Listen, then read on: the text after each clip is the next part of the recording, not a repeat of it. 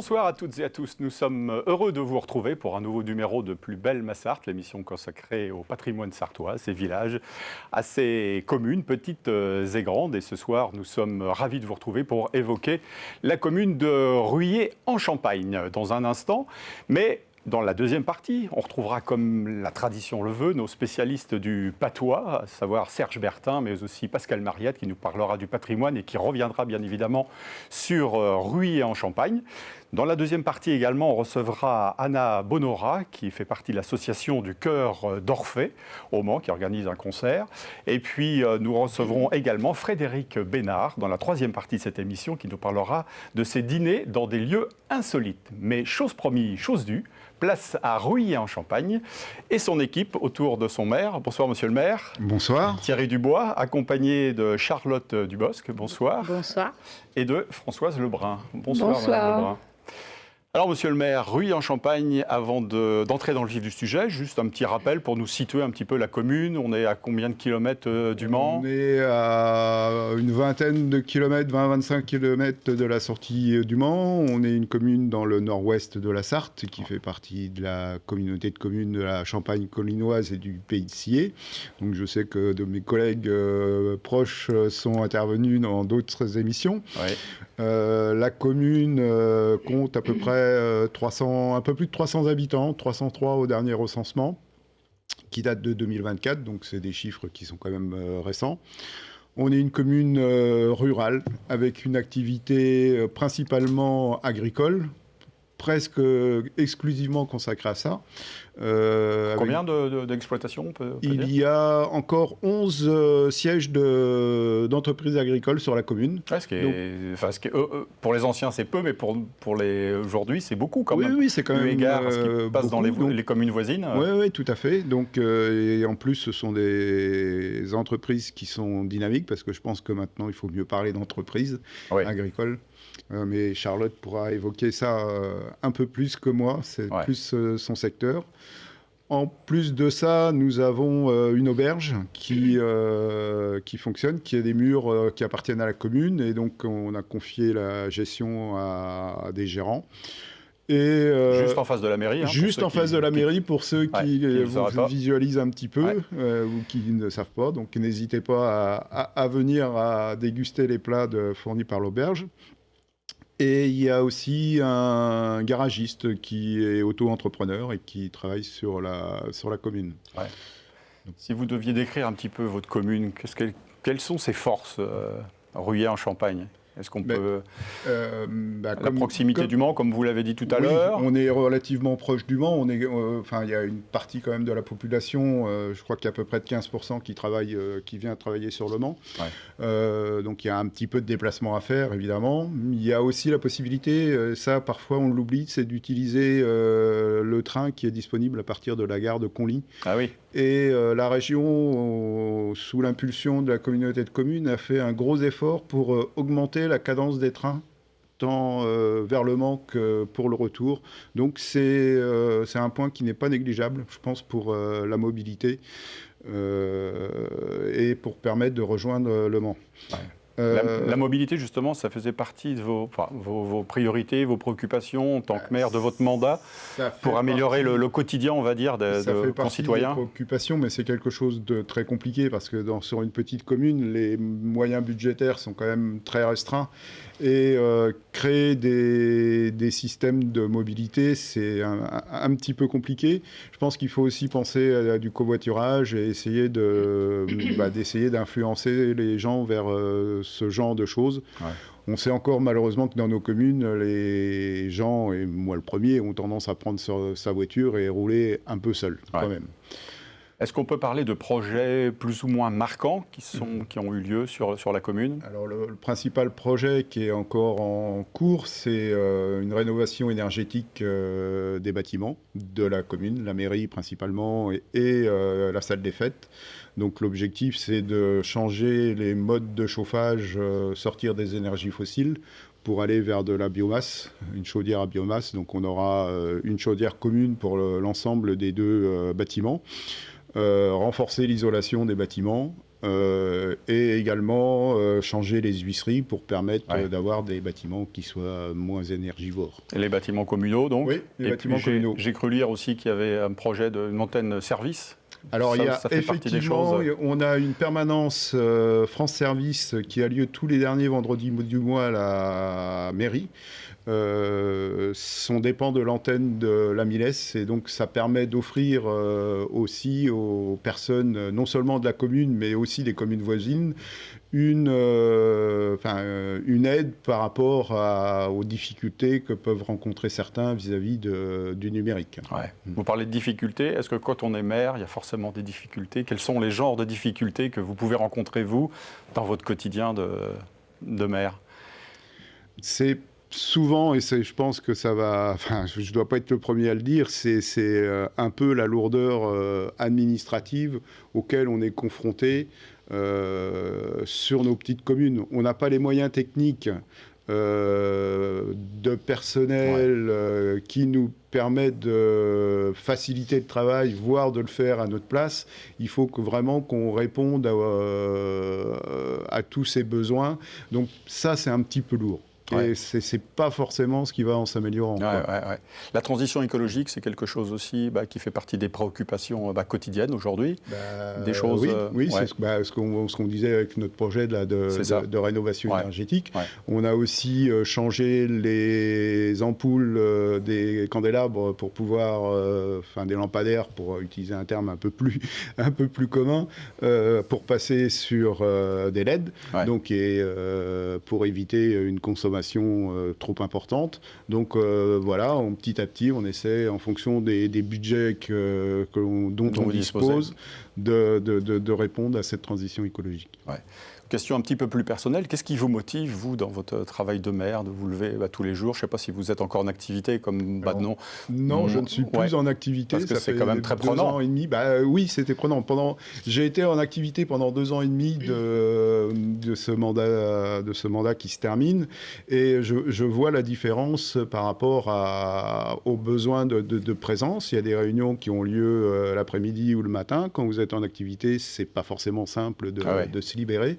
Donc c'est beaucoup plus facile, entre guillemets, même si moi je regrette toujours qu'on aille vers de plus en plus de maires retraités à cause du temps qu'il faut libérer pour pouvoir occuper cette fonction. Le statut d'élu tarde à venir au niveau de l'Assemblée nationale. On a des promesses pour que ça soit vu en tout début décembre, mais bon, ça a été repoussé plusieurs fois, donc on verra quand ça sera voté.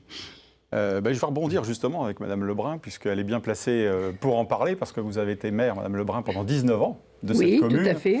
Et vous trouvez adjointe. Voilà, vous avez pu voir l'évolution justement complètement. Et un petit mot justement pour prendre le relais par rapport à ce que vient de dire Thierry concernant l'administratif qui est fort lourd. Entre les premiers temps, les 15 premières années où j'étais encore en activité, parfois il fallait être équilibriste, mais j'ai pu quand même jongler, et je me suis aperçu, les derniers mandats, les 10 dernières années où je l'ai exercé, que c'était de plus en plus complexe, et apparemment, d'après ce qu'on entend, c'est toujours de plus en plus compliqué. Et ça entraîne... les citoyens ont du mal à comprendre ça, parce qu'entre le début d'un projet et l'arrivée, il peut se passer 2 ans, 3 ans, compte tenu de l'intensité des dossiers, de l'obtention des subventions, des rapports qu'il faut fournir, etc. Bien sûr. Donc, évidemment, ça ne s'arrange pas de ce côté-là. Voilà, vous avez été le maire donc, de cette commune de Rouilly-en-Champagne de 2001 à 2020, mais ça fait 40 ans, je crois savoir, que vous êtes sur vous habitez la commune. 40 ans que nous habitons la commune, oui. Et si vous êtes là aujourd'hui, c'est parce que vous avez gardé quand même un pied, on va dire, surtout dans le domaine de l'animation. Surtout dans le domaine, du culturel un petit peu, du théâtre notamment. Donc, il y a 40 ans, j'ai mis en place avec une autre dame qui fut la première conseillère municipale. Dame, parce que auparavant, il n'y en avait pas. Ce théâtre, cette activité théâtrale, et nous souhaitions que ce soit vraiment intergénérationnel, c'est-à-dire les enfants et aussi les adultes. Et donc, c'est du théâtre qui va de 4 ans à 77 ans, comme pour Tintin. Donc exactement, c'est la troupe de l'Estrade. La troupe de l'Estrade, et qui se produira bientôt. Le week-end prochain, samedi soir, dimanche après-midi. Donc troupe enfants et troupe adultes, avec 2 prestations fort sympathiques. Donc il y a encore un peu de place. Donc il y a les petites affiches qui permettent, je ne sais pas si on voit très bien, mais qui permettent d'avoir le contact. D'accord. Et le week-end suivant aussi, le samedi soir et le dimanche, puisque c'est toujours dernier week-end de novembre et premier week-end de décembre. Bon, rendez-vous est pris. En dehors de tout cela, parallèlement, il y a aussi d'autres animations, parce que j'ai cru voir qu'il y avait beaucoup d'associations il y a la danse qui est inclue dans cette association Sport, Loisirs, Culture, qui est pratiquée chaque mardi soir par une vingtaine de personnes. Et ça fait plus de 20 ans aussi qu'il y a une troupe de danse qui prend plaisir à évoluer dans la salle communale. Donc, bien sûr, la municipalité est en accord avec ces actions, puisqu'elle nous permet de disposer de la salle et nous donne aussi un peu de subvention, ce qui n'est pas négligeable. Ouais. Alors, parallèlement à tout cela, vous êtes aussi la présidente, c'est ça, de l'association de communes regroupées sous le label Station Verte. Voilà, donc label de la Petite Charny. Voilà, label label de 50 ans. La Petite Charny est un des seuls territoires en France qui comprend des petits villages. Parce que souvent, c'est une grosse ville labellisée Station Verte, avec une activité touristique importante. Ouais. Là, il s'agit de villages qui ont développé du tourisme, alors du slow tourisme, comme on dit actuellement, avec l'implantation de gîtes, avec un patrimoine fort remarquable, qui est apprécié des touristes. Et les communes ont mis en place aussi beaucoup d'activités de randonnée pédestre, de chemins pédestres, d'aires de camping-car. À Ruillé, il y en a une importante qui est extrêmement fréquentée. On a des personnes à peu près toute l'année, et notamment de façon importante de Pâques à la Toussaint. Et donc, il y avait une vingtaine de gîtes sur l'ensemble des 5 communes, qui comprennent Roué, Saint-Symphorien, Tény, Bernay-Neuvy et Ruillé, et sans parler des Airbnb qui ont un autre réseau, mais qui existent aussi. D'accord. Voilà. Bon, très bien. Écoutez, la transition est toute faite avec... on parlait de tourisme aussi, parce que j'ai vu que vous ouvriez votre ferme. Oui. Au grand public, Charlotte, c'est ça? Au grand public, oui, à ceux qui ont envie de découvrir le monde et l'environnement de l'agriculture et plus particulièrement de votre... C'est le GAEC de Bosc, c'est ça, à Ruillé en Champagne. C'est ça. Alors, vous pouvez nous dire ce que vous faites, ce que vous produisez tout au long de l'année avec votre mari?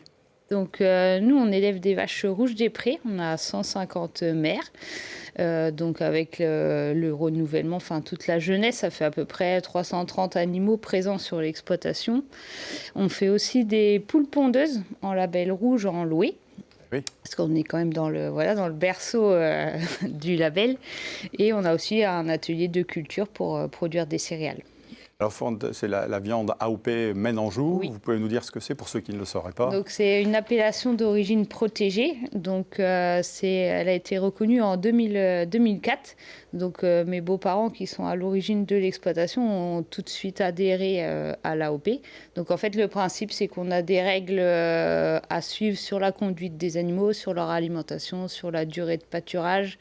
Et aussi, on va jusqu'à qualifier la viande, donc vérifier la tendreté, le persiller. Et donc, c'est vrai que c'est une fierté quand même pour les Pays de la Loire et pour la Sarthe, parce qu'il faut savoir qu'il y a seulement 4 AOP qui portent sur la viande bovine en France. Et donc, voilà. Et donc, on a la chance d'en avoir une dans les Pays de la Loire. Ah oui, c'est la viande de qualité, supérieure, on va dire. Voilà, c'est ça. D'accord. Donc, et c'est reconnu, du coup, au niveau européen. Oui. Comme les fromages, par exemple, on peut avoir le comté, tout ça. Voilà. C'est le même sigle de qualité. Ouais, ok. Et vous avez d'ailleurs un taureau qui a dû être récompensé, je crois, au salon de la... Oui, on a eu la chance d'avoir un taureau prometteur et donc à participer au salon de l'agriculture en 2021 et 2022, et 2022 où il a été champion. Ouais. Donc voilà. Après, c'est pas toujours facile de retourner au salon. Il faut vraiment avoir l'animal, surtout qu'on est une petite race, donc il faut avoir l'animal qu'il faut pour aller. Puis c'est encore un autre métier, une autre organisation. Donc voilà. Entendre jeune agricultrice, c'est quoi votre quotidien justement? Où est-ce que vous vous levez de bonne heure aussi pour, je ne vais pas dire traire les animaux, parce qu'aujourd'hui il y a des treilleuses électriques. Et puis surtout, nous c'est des vaches allaitantes, donc le lait c'est uniquement pour les veaux. C'est pour leur croissance. Nous on ne va pas du tout traire nos vaches. L'objectif de nos vaches c'est qu'elles élèvent leurs veaux et ensuite elles seront commercialisées pour la viande. Ouais, d'accord. Donc soit en filière classique ou en vente directe. Ok. Mais une journée type, ça va être... souvent, c'est quand même beaucoup le matin, les vaches. Donc après, il y a la période hivernale et puis la période un peu plus estivale. Quand elles sont en bâtiment, ça va être de les alimenter, de les pailler, de vérifier, de faire tous les soins aux petits veaux. Enfin voilà, toute la surveillance. Les poules, ça va être plutôt en fin de matinée, parce que les œufs, c'est une fois par jour. Ouais. Et puis après, les cultures, ça dépend des saisons. On suit le rythme des saisons. Donc, avec un petit temps mort là, sur l'hiver, on rattaque au printemps, l'été. Mais c'est vrai que comme on est dans un système de polyculture élevage, on n'a pas vraiment de creux. Nos métiers évoluent tout au long de l'année. Mais en fait, on n'a pas vraiment de période très calme. En fait. Justement, vous parlez de l'évolution de votre métier. Vous travaillez aussi avec Internet, avec la vente en ligne peut-être, parce que vous faites la vente directe, je crois. Oui, c'est ça. Comment ça se passe, ça? C'est quelque chose que vous avez peut-être apporté aussi dans votre entreprise en tant que jeune Il y en avait déjà un petit peu avant que je m'installe en 2020, mais du coup, oui, c'est un peu le truc que j'ai développé, que j'ai amené sur l'exploitation. Et c'est vrai que maintenant, Internet, pour nous, que ce soit pour la vente directe, pour l'administratif, c'est indispensable. On ne peut plus faire sans. Pour se faire connaître, les réseaux sont très, très importants.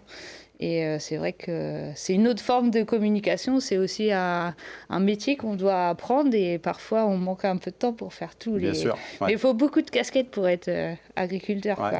Vous l'avez dit tout à l'heure, justement, vous ouvrez votre exploitation une fois par an au public qui souhaite se renseigner. Qu'est-ce que vous aimeriez faire savoir ou comprendre aux gens sur le métier que vous pratiquez aujourd'hui, ceux qui ne connaîtraient pas encore l'activité? C'est de montrer, on se rend compte qu'on a quand même notre point faible en agricole, je pense que c'est la communication, et on se rend compte qu'on a besoin de réexpliquer comment sont élevés les animaux. Rien que juste la différence entre des vaches laitières, des vaches allaitantes, reparler de nos traces, et puis de montrer aussi que le métier il s'est quand même modernisé, qu'on a des fermes, souvent les gens qui viennent sur l'exploitation, que ça soit dans le cadre de la vente directe ou dans le cadre parce qu'on accueille aussi les camping-cars sur l'exploitation, et souvent ils sont un peu surpris d'arriver dans une grande exploitation, mais qu'on ait quand même le temps de les accueillir, de leur expliquer le métier. Mais je pense que c'est important de montrer cette vision-là de l'agriculture où on est quand même des fermes, on est des entreprises, comme l'a dit Thierry tout à l'heure. On vit de notre métier, ça demande un investissement, et c'est vrai que maintenant on suit l'évolution de la société et on a des entreprises qui grandissent comme toutes les autres entreprises où il y a du salariat qui arrive aussi, donc voilà. Et c'est le message que vous arrivez à faire passer auprès des jeunes agriculteurs en herbe, on va dire, que vous rencontrez, qui viennent se renseigner, et puis qui constatent effectivement qu'aujourd'hui, il y a des matériels assez imposants. Et puis Oui, l'investissement, ça fait partie de notre fonctionnement globalement aujourd'hui. Et c'est vrai qu'on a besoin de se moderniser, mais parce que déjà, il y a moins de main-d'œuvre quand même par rapport à nos aînés. Et puis aussi parce qu'on cherche aussi à se préserver physiquement pour pouvoir durer toute une carrière et pas... Voilà, c'est une autre organisation. Puis on a envie aussi, comme tout le monde, d'avoir des loisirs, du temps libre, des vacances un petit peu quand même. Vous avez bien raison. Super. Merci Charlotte, en tout cas, d'être passée nous parler de votre beau métier. Merci Madame Lebrun. Merci Monsieur le maire. On se retrouve tout de suite pour la deuxième partie de l'émission.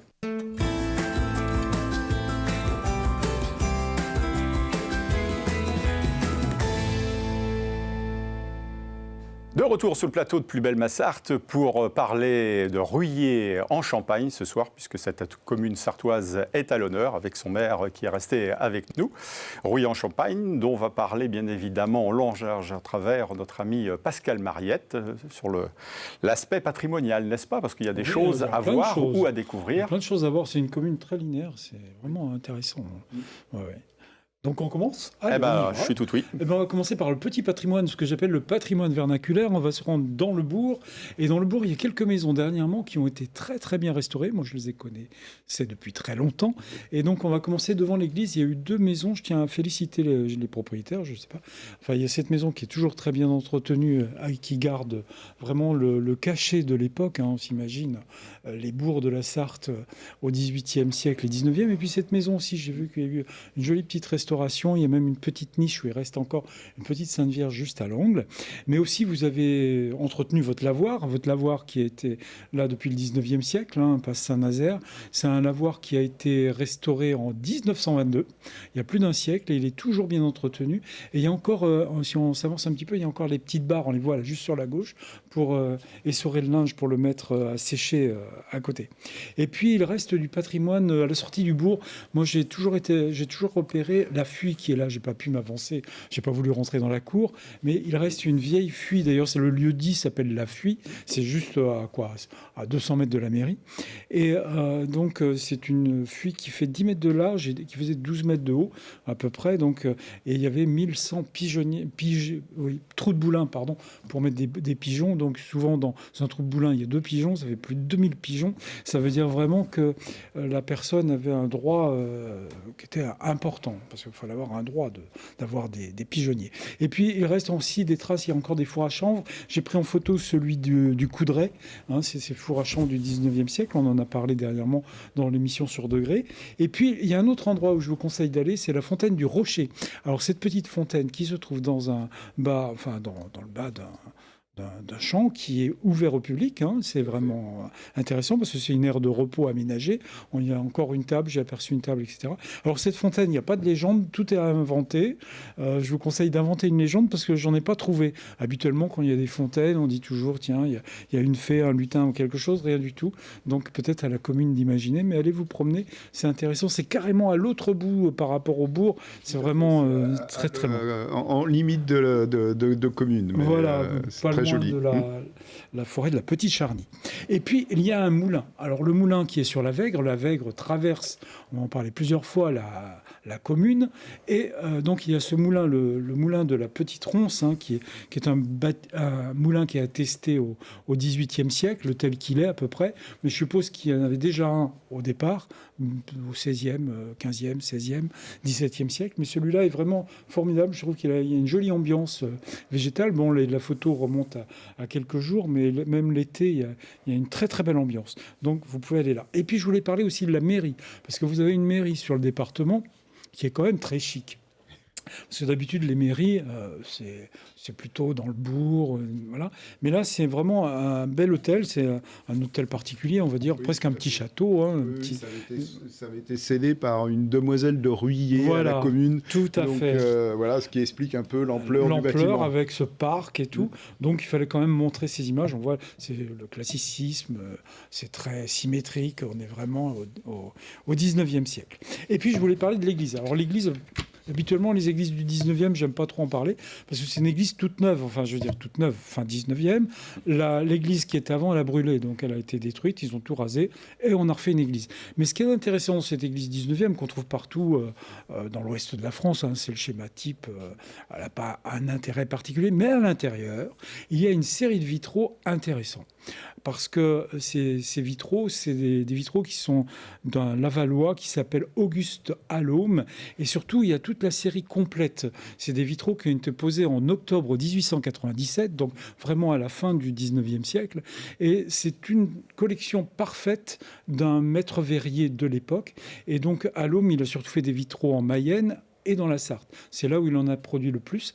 En Mayenne, j'avais noté 600 et quelques vitraux, et dans la Sarthe, 150 et quelques, mais il en a fait dans toute la France pendant 42 ans. C'est un grand maître verrier, donc c'est intéressant d'aller, et je crois qu'il y aura une conférence bientôt par le Pays du Mans, d'ailleurs, sur ces vitraux dits contemporains, mais pour moi, ils ne sont pas très contemporains, non. Ils sont fin 19e. Et c'est vrai que la particularité de l'église de Rouillé-en-Champagne, c'est que c'est une des seules églises dont les vitraux ont été faits par un seul maître verrier. Voilà, et donc c'est une collection complète, il n'y a pas complètement. Il n'y a rien donc, qui... la manifestation qui aura lieu également avec la cité Plantagenet devrait avoir lieu autour de fin avril. J'ai une date qui est le 26 avril, mais ça reste peut-être encore à confirmer. Ok. Et puis pour terminer, il y a un endroit magique, parce que moi j'aime bien féliciter les gens qui restaurent le patrimoine. Et donc je vous propose d'aller voir la chapelle de la Roche-Coinon. Alors là, c'est la Roche-Coinon telle que c'était. On voit, il y a la rivière au pied. Enfin, c'est un dessin de... je cherche le nom, mais ça va me revenir. D'un historien local, Manceau, qui a fait un beau travail sur la cathédrale. Et donc, il a fait ce dessin à une époque. On était au XVIIIe siècle, 19e siècle. Et donc, on voit cette chapelle qui est là. Et je vais vous mettre quelques images. On est sur un site qui était fortifié, alors clos. C'est vraiment une ferme close. Là, vous avez le dos de la chapelle, vous avez la Vègre qu'on aperçoit en bas, en contrebas. Et puis de l'autre côté, effectivement, voilà ce que l'on trouve. C'est une chapelle qui a été restaurée il y a quelques années, presque une vingtaine d'années aujourd'hui. Et vraiment, Monsieur Hulot, il s'appelle Monsieur Hulot, Alain Hulot, s'est mis à la restaurer donc, pendant des années. Et le travail est formidable, quoi. On est sur une chapelle de la Renaissance, c'est un logis donc, qui a été créé au fin 15e siècle, en gros. Enfin, la chapelle a été créée au fin 15e siècle par Pierre Ier de Coinon. Donc, il a construit cette chapelle et son fils aurait fait la porte. Vous voyez la porte qui est très Renaissance, c'est lui qui l'aurait travaillée. Et puis, des ornements, enfin vraiment. Et puis, à l'intérieur, le propriétaire, monsieur Alain Hulot, on a dessiné, il n'y avait plus de vitraux. Alors, même les fenêtres avaient été complètement saccagées. J'ai mis des images de la restauration, hein, donc tout ce qui était lancette, tête de lancette, etc., vous voyez, qui fermaient les ouvertures gothiques, ont été restaurées. Et surtout, monsieur Hulot, il a fait... les vitraux, parce qu'il n'y avait plus de vitraux, hein, on voit. La lancette, c'est l'élément central vertical qui a été repris, les têtes de lancette, vous voyez. Et il a dessiné donc des vitraux qu'il a lui-même dessinés avec une idée, un projet, avec des symboles. Alors il y a des symboles qui ne sont pas tout à fait religieux. Il y a un dragon sur le côté, on a un couple qui s'enlace, c'est un peu l'amour, la beauté, la nature, etc. Et c'est très très bien. On a des envols d'oiseaux sur d'autres vitraux. Là, on voit les oiseaux qui sont. Et puis l'autre vitrail de l'autre côté, si on regarde un petit peu plus près, quand on descend, on voit même un dragon. On voit des hommes qui descendent, et puis là un dragon. Et puis j'ai mis la signature surtout parce que Monsieur Hulot a dessiné. Et il y a une personne qui a restauré, c'est Virginie Lelièvre, qui a réalisé ces vitraux. Voilà. Alors je tiens vraiment à féliciter parce que on a une image de Monsieur Hulot qui dessine ces vitraux. Et vraiment, c'est un très, très beau travail. Il faut toujours féliciter les gens qui restaurent pour les générations à venir le patrimoine. Et puis, j'aurais voulu parler aussi de la carrière de Bernay-Neuvy, parce que c'est un petit truc qui est amusant, parce qu'on dit dans l'histoire de la ville, du Mans, que la cathédrale a été construite avec les pierres de Bernay ou de Neuvy, on dit de Neuvy ou Bernay, et en fin de compte, vous revendiquez une chose, c'est que la carrière est sur votre territoire. Et en partie sur le territoire de Reuilly-en-Champagne, oui, tout à fait.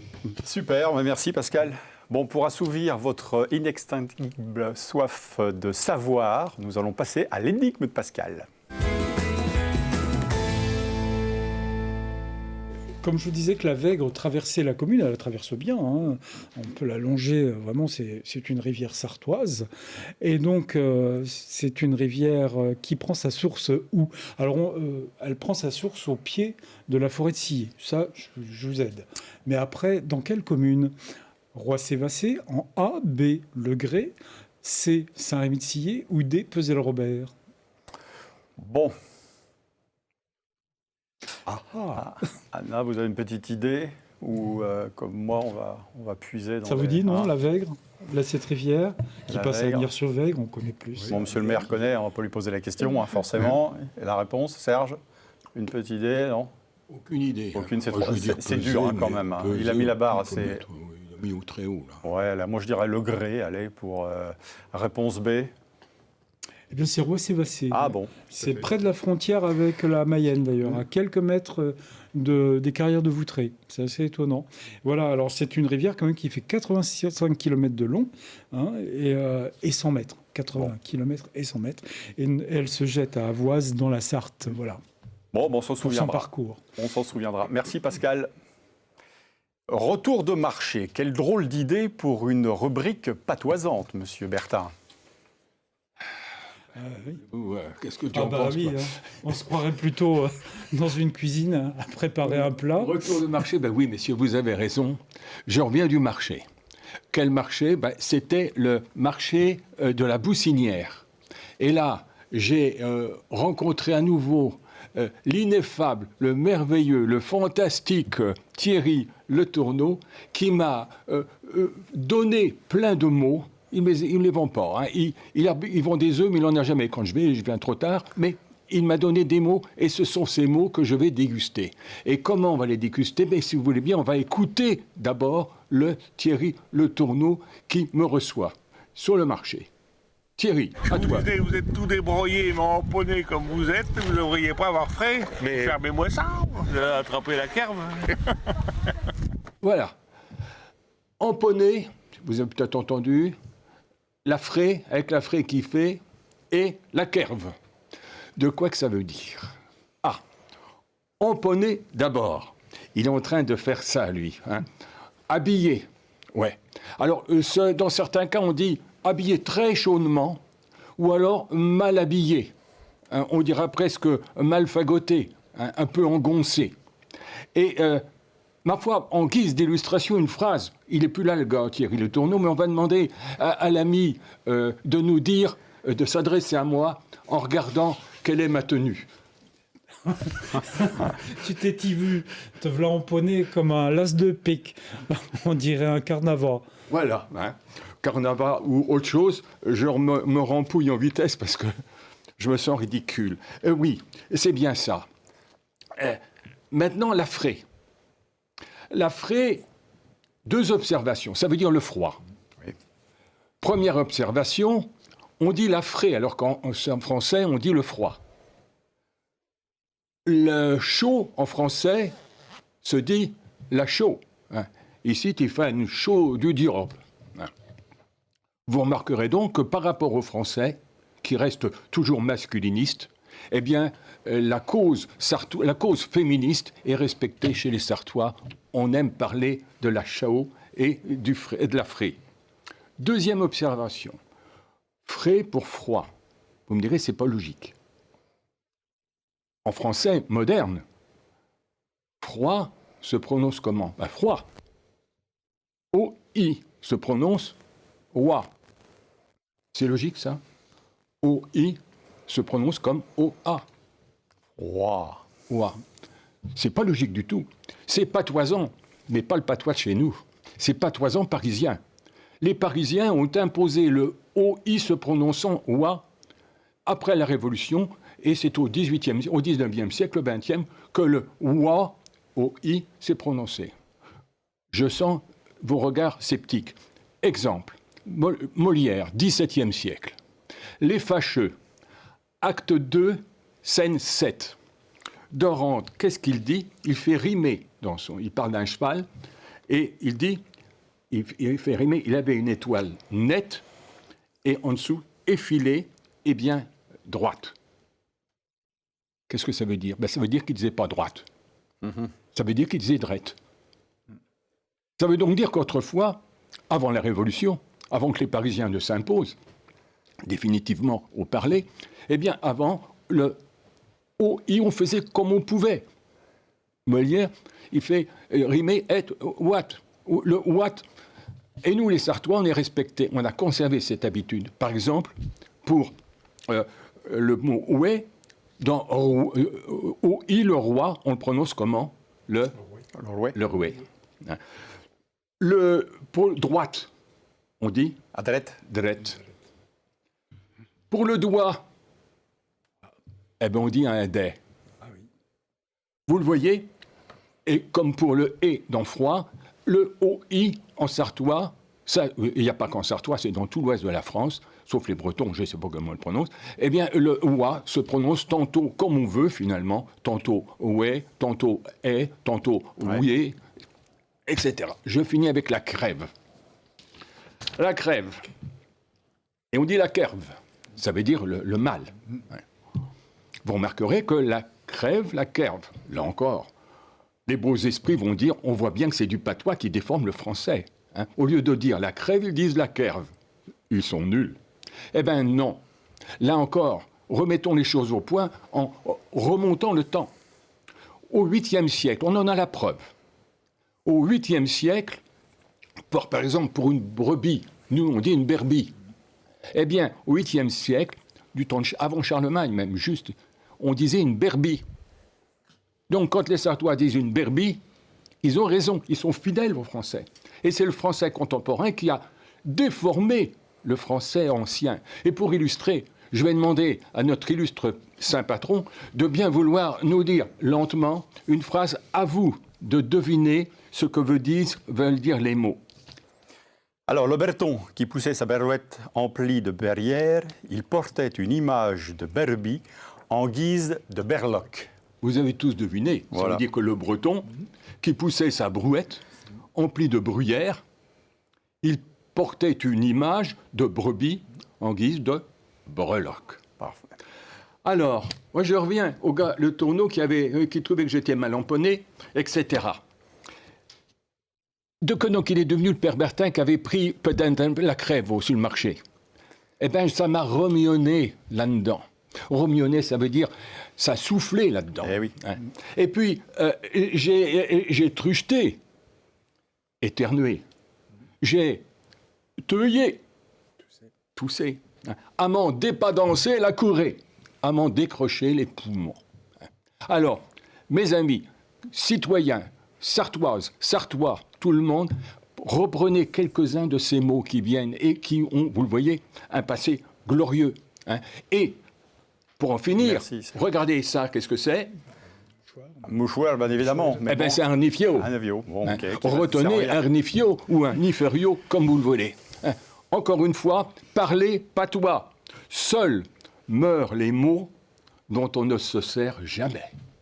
Parfait. Merci, cher poète. Merci, Serge. Anna Bonora, je ne sais pas si vous parlez en patois, peut-être pas encore, mais on va parler ce soir d'un concert qui aura lieu dimanche prochain aux Saulnières, c'est bien ça, avec l'association du Chœur d'Orphée que vous dirigez. Alors de quoi s'agit-il ? Est-ce que vous pouvez nous présenter un petit peu cette grande rencontre qui aura lieu dimanche ? Alors, il s'agit d'un mélange de textes d'auteurs français. Ça va de Rabelais, Baudelaire, en passant par George Sand, sur le thème du vin et de la fête et des victuailles. Et c'est associé à des airs d'Offenbach, des airs pour chœur et pour solistes, Offenbach, Bazin, Varnet, des airs d'opérette françaises aussi, essentiellement du 19e siècle. Voilà, donc c'est tout sur le thème du vin, de la fête, de la fête populaire. Il y a une petite trame, une petite narration avec des rôles incarnés par des solistes. Alors c'est ça, par exemple, des solistes qui interviendront entre les différents morceaux, c'est ça ? Qui raconteront un petit peu... Entre les différents morceaux de chœur. Alors il y a 2 comédiens qui disent les textes, et puis le chœur qui chante les airs de chœur. Qui sont-ils ?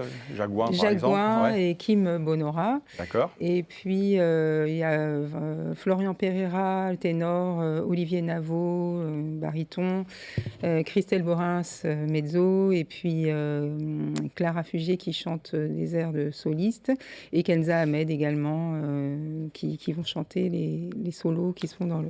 Le Chœur d'Orphée, c'est combien de personnes, combien de choristes ? Il y a 27 choristes actuellement. D'accord. Voilà, répartis en 4 pupitres. Et voilà, tout le monde participe, aussi bien pour chanter que pour toute la logistique, les costumes, amener les décors, ranger, enfin tout ce qui fait un spectacle. Il y aura d'autres spectacles derrière, ou fin d'année peut-être avec le Alors là, le c'est notre spectacle de fin d'année. On va encore jouer à Parigné-l'Évêque le spectacle Cabaret Offenbach le 20 décembre. Et puis après, à partir de janvier, on prépare notre production de l'année prochaine qui sera Le Chanteur de Mexico. Voilà. Et puis on va aussi un grand classique. Voilà. D'accord, donc c'est dimanche aux Saulnières à 15h. Et le prix de l'entrée, un petit mot ? Alors le prix des places, je crois que c'est 20 €. D'accord. Le plein tarif, et 15 € le tarif réduit. Très bien, ok. Merci d'être passé nous voir, nous présenter cette manifestation. Donc rendez-vous dimanche aux Saulnières à 15h. Les amis, restez avec nous. Merci à vous d'être passés.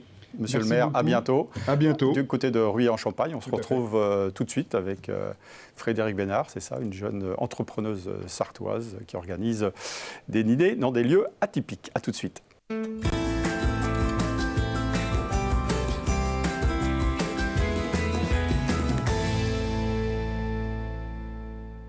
On se retrouve avec Frédéric Bénard, originaire de Rueil-en-Champagne, on doit le dire. Donc là, on est vraiment dans la thématique de l'émission. Et qui a fait un petit coucou à sa sœur tout à l'heure, qui participait en tant qu'agricultrice de Rueil-en-Champagne. Et si vous êtes là ce soir, c'est pour nous parler de Tablissime, puisque c'est votre entreprise. Et vous avez reçu notamment, il y a peu de temps, le prix de l'entrepreneuriat, c'est ça, Mancel. Vous êtes sartoise. Expliquez-nous quelle est votre activité, ce que vous faites exactement. Alors, j'ai créé il y a 2 ans et demi Tablissime. Tablissime, ce sont des restaurants éphémères qui s'invitent le temps d'un week-end dans des lieux insolites de Sarthe, du patrimoine sartois.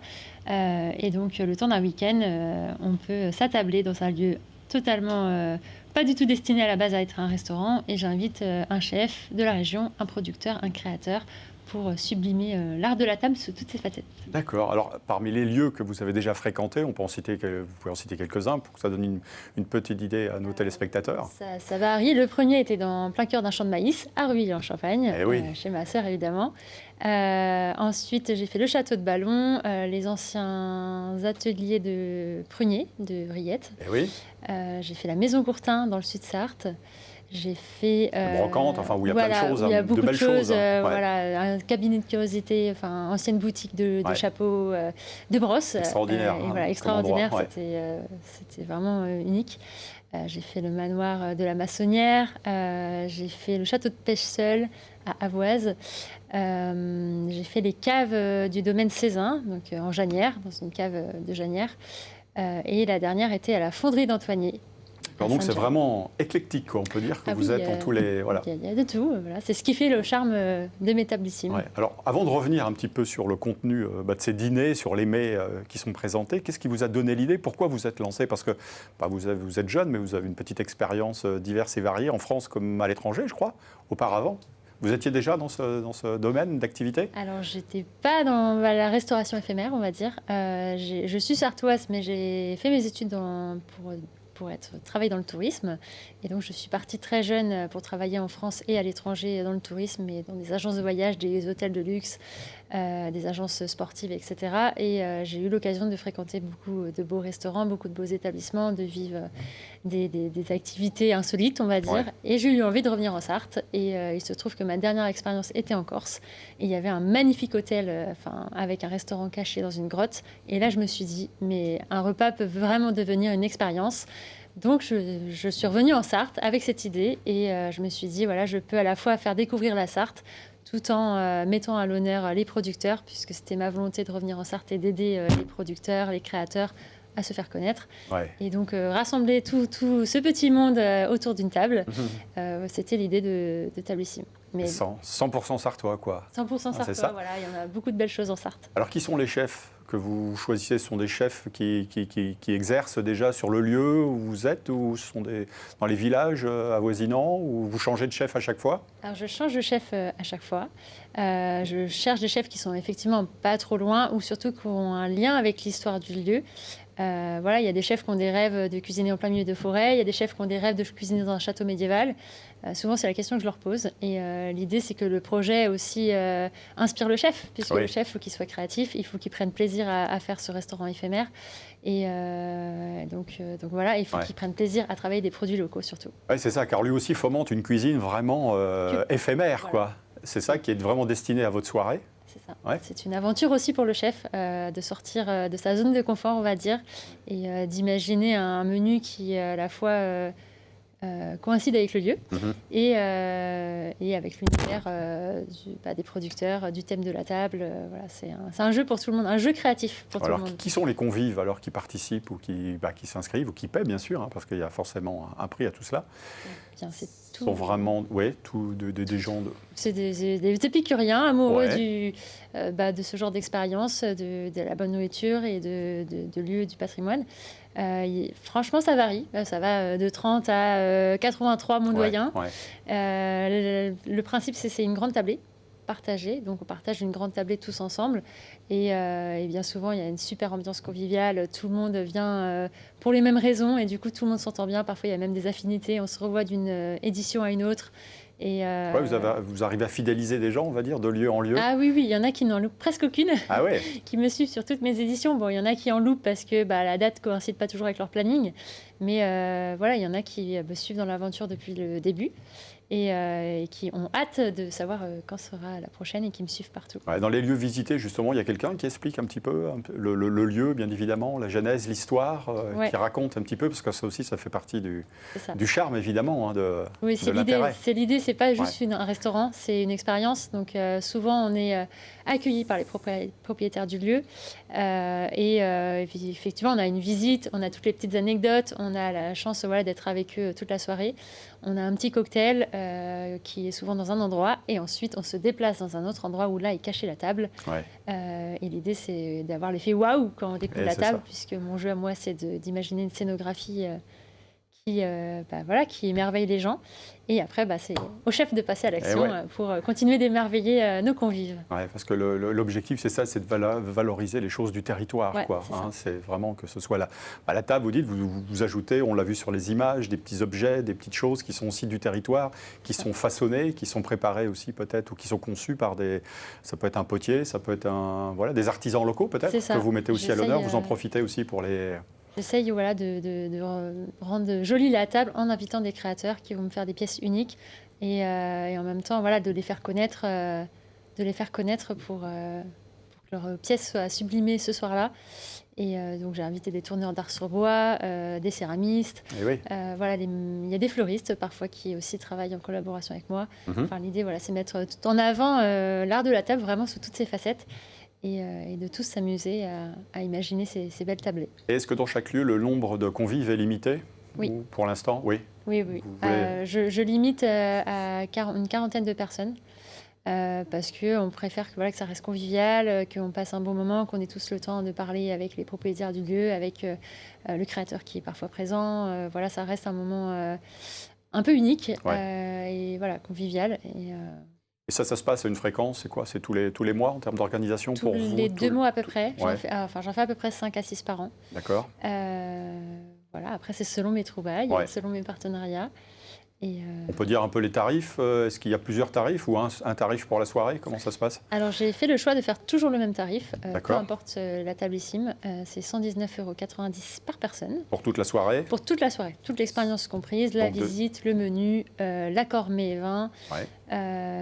Toute l'expérience qui implique cette soirée. Et donc on arrive, on n'a plus qu'à se mettre les pieds sous la table, si on peut dire. Et à profiter, à humer, à s'inspirer du lieu. Voilà. Il y a un rendez-vous au mois de décembre peut-être, non? Ou alors on passe à 2026? Il y a un rendez-vous fin janvier. D'accord.